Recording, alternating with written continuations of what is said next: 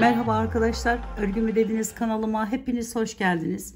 Bu videomda sizlere Tunus işi olarak yapmış olduğum bu güzel ve farklı çalışmanın nasıl yapıldığını anlatmak, paylaşmak istiyorum. Umarım sever ve beğenirsiniz. Şöyle kalın halı kaydırmaz banyo paspası olarak da geçen bir malzeme kullandım. Şöyle Tunus işi şişim var, tığım var ve Nako Vega'nın iplerini kullanarak yapmış olduğum bir çalışma arkadaşlar. Hemen modelimizin yapımına geçelim istiyorum. Evet arkadaşlar, şimdi ipimizi alıyoruz ve şuradan giriş yapıyorum. Şu şekilde bir tane zincirle tutunuyorum öncelikle. Sonra devam ediyorum. Hemen buradan değil bir yana geçiyorum ve buraya bir üzerine aldım. Aynı yerden bir daha çıkartıyorum. Devam ediyorum. Bir tanesini atlıyorum, diğerine geçiyorum. Aynı şekilde üzerine alarak, toplayarak devam ediyoruz arkadaşlar.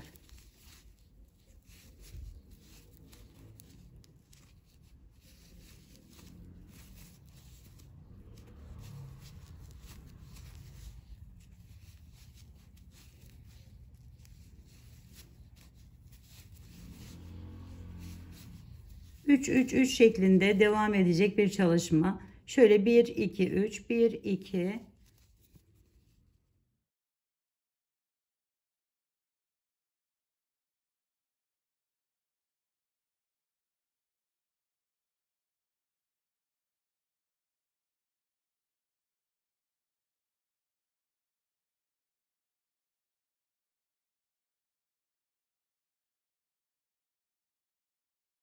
diğer kenara kadar, yani bu şekilde devam edeceğiz öncelikle. Sonra burayı kenar olarak düşünün. Bir tanesini aldım. Üçünü birlikte topluyorum arkadaşlar. 3 3 bu toplamış olduğum, üzerine alarak yapmış olduğum yerleri bu şekilde yaparak diğer tarafa geçiyorum.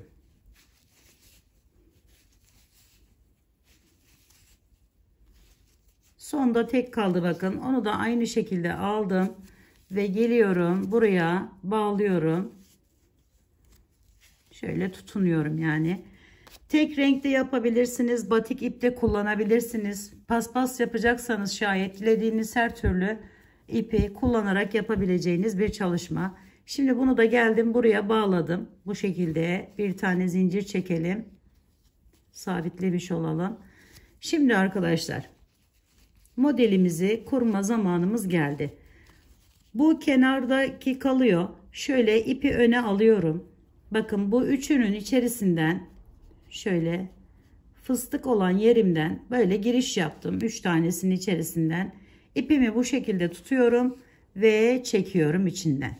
Bir, tekrar yine diğerine de aynı işlemi uyguluyorum. 2, diğerine de aynı işlemi uyguluyorum. 3. Şimdi 3 taneyi bu şekilde yaptıktan sonra topluyorum hepsini birlikte, üçünü birlikte ve geliyorum yukarıya. Şu halı kaydırmazıma bir tanesini atlıyorum arkadaşlar, diğerine arasından bu şekilde geçiriyorum. Daha sonra hemen bakın, şu yanda yer var, şurası. Buradan giriş yapıp bir tane aldım. Sonra bir de hemen aynı yerden, ama bu defa bakın bu şekilde alıyorum ve topluyorum 2 tane. Yani 3 tane kesmiştim, 2 tanesini buradan çıkartıyorum arkadaşlar. Şimdi yine devam ediyorum. Hemen ipimi öne aldım. Bu şekilde 1 2 üçüncüyü de aldım. Üçünü birlikte alıyorum ve yukarıya çıkıyorum. Halı kaydırmazıma bağlıyorum. Bu şekilde. Sonra yine şu aşağıya inip bakın şuradan giriş yapıyorum. Bir de hemen yanından aynı yerden 2. Diğerini de aynı yapalım.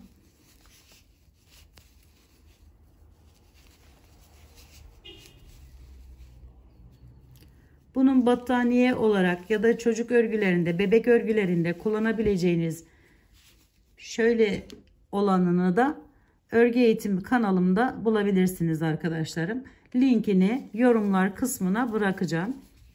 Sonra aradan 2 tane yine bakın son yerden şöyle giriş yaptım. Birinciyi aynı yerden ikinciyi de giriş yaparak alıyorum.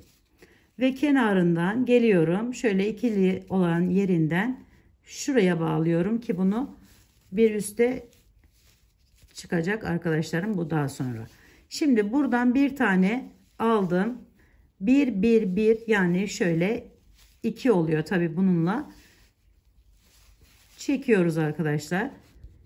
Yine başladığımız yere gelmiş oluyoruz.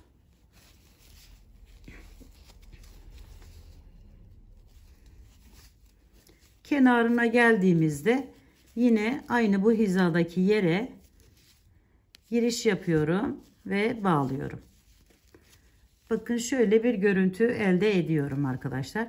Şimdi diğer ipime geçiyorum. Batik bir ip kullanırsanız bu ip geçişleri olmayacaktır. Daha rahat edeceksinizdir arkadaşlar. Şöyle bir zincir çektim ve bütün içerisinden, bu kenardaki yerim zaten, bakın hemen şuradan giriş yapıyorum ve üzerine alıp bir daha ilk başta yaptığımız şeyi yapıyoruz arkadaşlar. Bakın giriş yapıyorum önden, sonra bir tane daha. Burada harı kaydırmaza bağlamıyoruz. Diğerinde diğer rengi yaparken bağlıyoruz. Şöyle bakın, üzerine aldım ve bu şekilde devam ediyorum.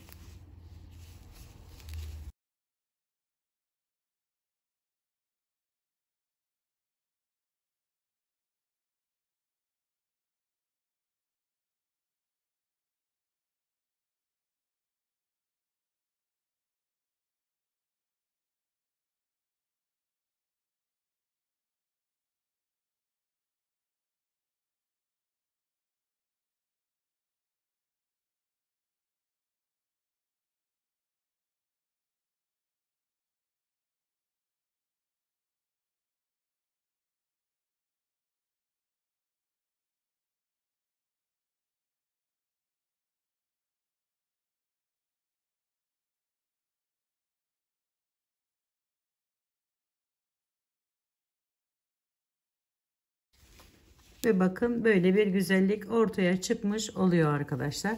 Şimdi bir miktar da kenar kısmını nasıl yapacağımızı size göstermek istiyorum. Ben bu şekilde yaptım. Dilediğiniz şekilde yapabilirsiniz. Onu da belirtmeden geçmek istemiyorum. Şimdi 1, 2, 3 tığ değiştirdim. Bu daha rahat bununla yapması diye. Şöyle aldım ve bağlıyorum.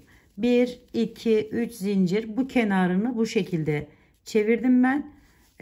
Hani diğer kenarında şimdi biraz farklılık yapacağız. 1, 2, 3. Dediğim gibi bunu dilediğiniz şekilde yapabilirsiniz. Benden sadece size bir fikir. Şimdi 1, 2, 3, 4 tane zincir çekiyorum. Ve geliyorum arkaya. Burada farklı bakın. Şimdi buradan şöyle kaydırma ile bağlıyorum. 1, 2, 3, 4 tane zincir çektim. Ön tarafa geliyorum. Ve önden hemen şöyle giriş yaptım. Ve buraya İsterseniz sık iğne ile, isterseniz kaydırma ile bağlayabilirsiniz. 1, 2, 3, 4. Diğerinde kaydırma ile bağlamıştım. Onu da o şekilde göstereyim. Şimdi 1, 2, 3, 4. Hemen öne geçiyorum. Şöyle giriş yapıyorum. Ve kaydırma ile bağlıyorum. 1, 2, 3, 4. 4 zincir çekiyoruz burada. Diğer kenarda 3 zincir çekiyoruz.